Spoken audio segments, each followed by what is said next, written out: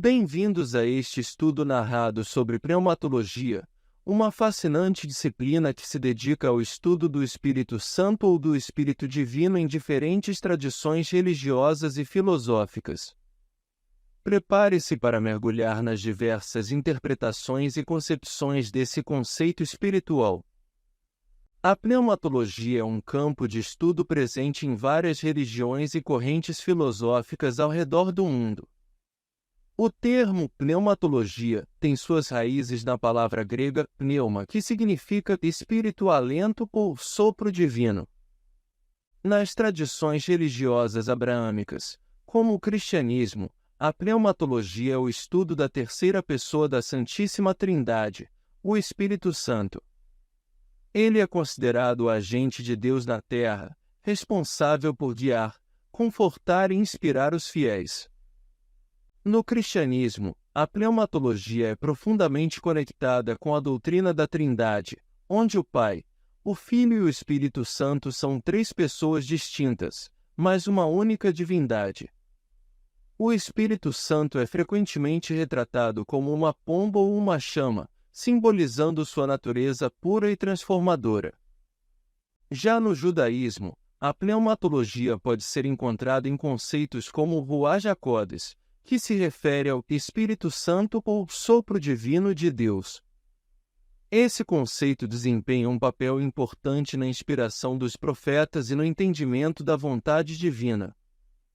No islamismo, a pneumatologia está relacionada ao conceito de Ruach al-Qudus, que também significa Espírito Santo.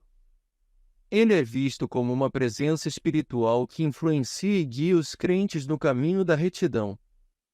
Além das religiões abraâmicas, a pneumatologia também é encontrada em outras crenças e filosofias ao redor do mundo. Por exemplo, no hinduísmo, o prana é considerado uma força vital, presente em todas as coisas vivas.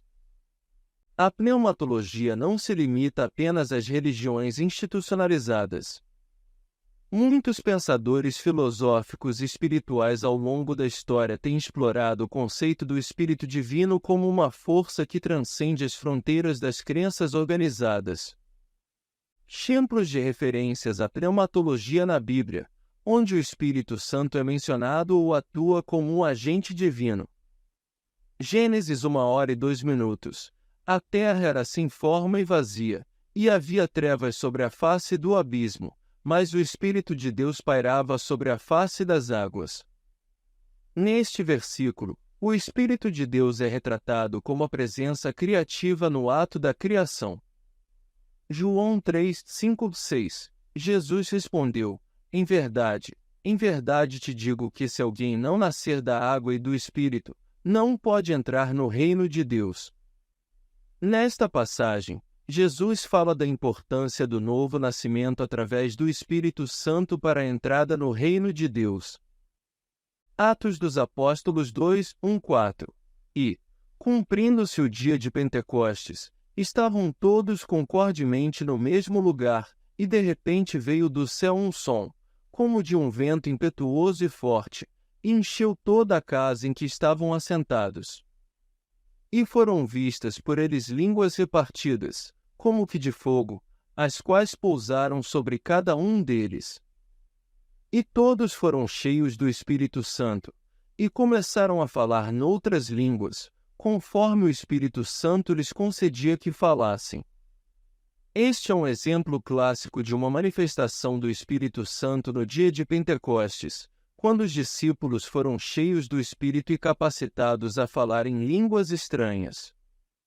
Romanos 8h26. E da mesma maneira também o Espírito ajuda as nossas fraquezas, porque não sabemos o que havemos de pedir como convém, mas o Espírito mesmo intercede por nós com gemidos inexprimíveis.